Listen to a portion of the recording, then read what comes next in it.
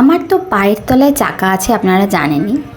তাই জন্য আমার বাড়ির একদম কাছে যেখানে পুষ্প প্রদর্শনী হচ্ছিল ওখানে টুক করে পৌঁছে গেলাম মেয়েকে নিয়ে।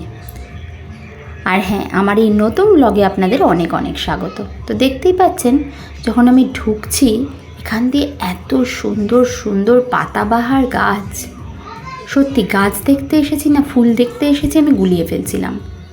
এই শুরু হলো ফুলের কত রকমের ভ্যারিয়েন্ট, আমার অত নলেজ নেই, কি নাম কি তাদের গোত্র আমি অত জানি না, কিন্তু দেখতে অসাধারণ লাগছিল। কোনো রঙের অভাব ছিল না, যত রং দোলে আমরা ইউজ করি তার থেকে বেশি রঙের ফুলই এখানে ছিল। আর বিভিন্ন ধরনের, কোনোটা ডালিয়া কোনোটা চন্দ্রমল্লিকা, ভাই আমার নলেজ এইটুকুর মধ্যেই সীমাবদ্ধ, এর থেকে বেশি জানি না, কিন্তু দেখতে খুব ভালো লাগছিল। তবে ফুলগুলো আমাদেরকে দেখে বলছিল টাটা বাই বাই ভাই, আর জ্বালাস না, আর ফটো তুলিস না। সকাল থেকে আমাদের ফটো তুলতে তুলতে তুলতে রোদের মধ্যে থেকে থেকে আমাদের অবস্থা একদম মুছছে গেছে।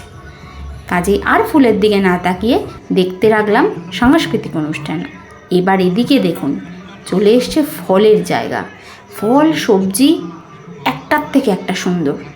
এদিকে ছিল টমেটো, নানান রকম কাঁচা টমেটো, পাকা টমেটো, আর ওই দূর থেকে দেখেছেন আপনাদের হ্যালো বলছে দুটো লাউ আর চাল কুমড়ো, তো ওরাও আমাদের সঙ্গে দেখা করতে এসেছিল। নানান রকমের টমেটো, কোনোটা কাঁচা কোনোটা পাকা, কোনোটা ছোট কোনোটা বড়, বিভিন্ন সাইজের। মাঝে একবার যে মন থেকে ইচ্ছা করেছিল না, টুক করে পেরেনি।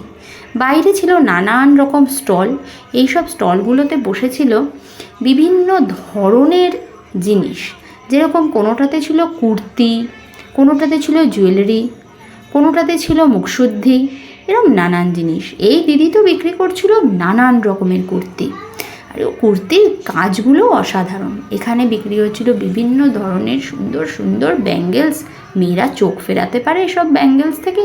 এখানে বিক্রি হচ্ছিল নানান রকমের সুন্দর সুন্দর কাজ করা ব্লাউজ, নানান ডিজাইনেরও ছিল, সাইজেও অ্যাভেলেবেল ছিল বিভিন্ন ধরনের, যদিও আমার কেনা হয়নি। তো এইখানে দেখতে এলাম নানান রকম হ্যান্ডমেড জুয়েলারি, বিভিন্ন ধরনের হাতের কাজ। এই দোকানটি চোখ কাড়বে খুব সুন্দর সুন্দর লং ড্রেস, শার্ট, কুর্তি এবং এই দিদির মিষ্টি ব্যবহারের জন্য। এই দিদি খুব সুন্দর করে দেখাচ্ছিল। পাশের দোকানেই ছিল গোপাল ঠাকুরের জামা, নানান রকম ড্রেস, বিভিন্ন রঙের, শীতের গরমের, বড় আমাদের জন্য স্টোল ইত্যাদি ছিল।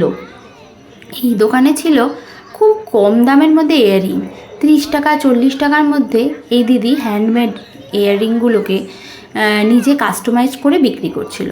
আমি দাঁড়ালাম এই দোকানে আমার মেয়ের আবদারে। এই দিদি বিক্রি করছিল নানান ধরনের সুন্দর সুন্দর টাপারওয়্যারের টিফিন বক্স, ওয়াটার বটল এইসব।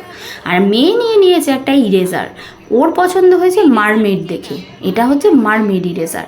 আর এখানে নানান রকমের স্লাইমস, বাচ্চাদের ক্লে, খেলার বিভিন্ন ছোট ছোট সরঞ্জাম, নানান রকমের শার্পনার, পেন্সিল, ইরেজার, ফ্যান, বিভিন্ন ধরনের ছোট ছোট জিনিসপত্রের নানান জিনিস দিয়ে সাজানো ছিল দোকানটা।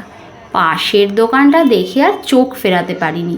বড়ি, আচার, মুখশুদ্ধির বিভিন্ন ভ্যারিয়েন্ট। এখান থেকেই নিয়ে নিলাম 2-3 রকমের মুখশুদ্ধি, একটা লেবুর নিলাম আর একটা নিলাম আমলকির। আমার মেয়ে নিল একটা চকলেটের একটা ছোট্ট পার্সেল। তো খুব সুন্দর করে, ও হ্যাঁ বড়িও নিয়েছিলাম, পোস্ত বড়ি, খেতে নাকি দারুণ। এই দিদি নিজে বানায় বাড়িতে। কাজেই আর দেরি না করে সব কিছু নিয়ে এবার পাত্তারি গুটিয়ে আজকের মতো মেলাকে টাটা বাই বাই বলে চলে এলাম বাড়িতে।